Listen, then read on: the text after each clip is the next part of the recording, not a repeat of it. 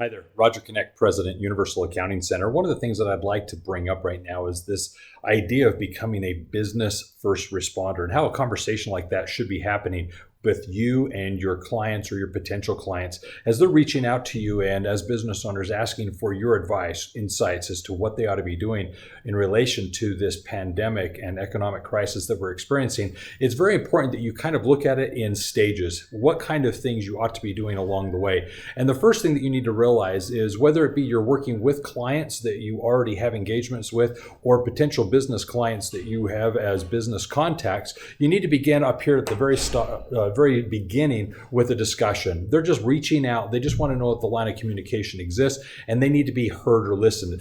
These conversations that I've already been having at this level have stemmed from purely an emotional standpoint. A lot of the business owners that I've had conversations with, whether they are clients or not, are really coming from the point of view of I'm scared, I'm worried, I don't know what to do. I don't know how this is going to actually impact my business over the short term or the long term. And they're looking for insights. And as the accounting professional, they're hoping that we're able to now kind of ask the right questions and ascertain really what is the current situation.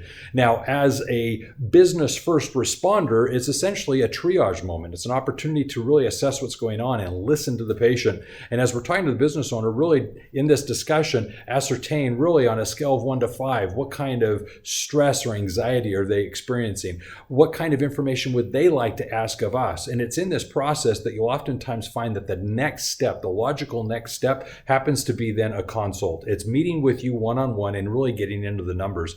And I say that because a lot of these business owners at this point really aren't clear in their own minds as to what that next step looks like. And in the discussion level, it's inappropriate for us, I feel, to actually start giving advice without really looking at the numbers. The numbers in this case truly will tell the story. They are the language of the business. They're going to express really how painful this shutdown has been in the business. What has happened month over month with revenues? What is going on with regards to cash flow? Where are things with regards to receivables and payables?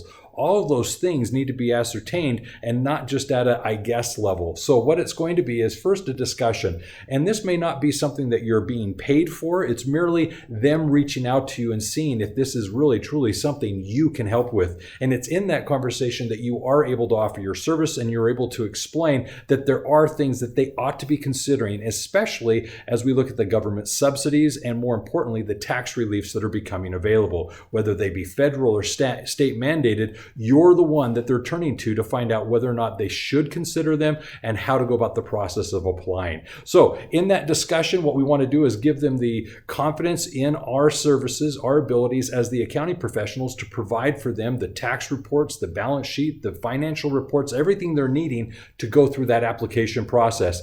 This then transitions into a consult, and this is where they would be paying for your services. It's a one-on-one discussion looking at the numbers, and from that, you're getting compensated for your time. Now, oftentimes I've been speaking with people, myself included, where this has been ranging anywhere from $500 to as much as $2,500 as a consult. And it depends on how deep we want to get into this. If they're already a paying customer and you have access to all their financials, it's obviously nothing that you're having to compile. So it's perhaps on the easier level. But if it's anything that you need to now get some numbers put together and actually do some calculations, then it may be higher up in this process. This meeting in and of itself is one that you need to be considering. And as you have that presentation, that discussion, you need to logically think through, okay, what would that actually look like with this particular client? Is this a consult that may be an hour in length? Is it a 2-hour conversation? Are you able to do this in a Zoom environment where you can share screens, look at the financials, assess the numbers as they are, look at over the last 3 years what trends have occurred with regards to revenue this time of year, this season that we're in, and really from that ascertain here what your fixed costs are, here what the variables are that you can control, here's where we can start managing the cash flow.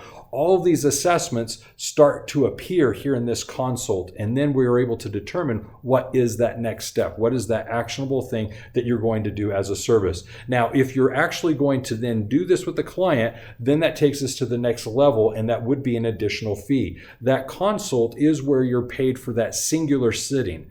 Now we're going to look at what's it going to be for you to do the entire engagement or work with them at this level. So what I want you to to do is just understand first and foremost how to properly sell this or set it up so that you in fact are in control of the situation. You're properly discussing the situation with your clients, and if necessary, sitting down and consulting with them and offering your services. So with that in mind, let's get out there. Let's be the business first responders and literally offer the services that they need so that we can keep them alive and really revitalize the small business community. Understand this, business success is universal. Why? Because accounting success is universal. All of that matters because you are the expert. This is your opportunity to shine and really get out there and revitalize the economy, especially as things start coming back. So with that, understand we're here to help you. Why? Because if it's about accounting, it is universal. Take care. Bye-bye.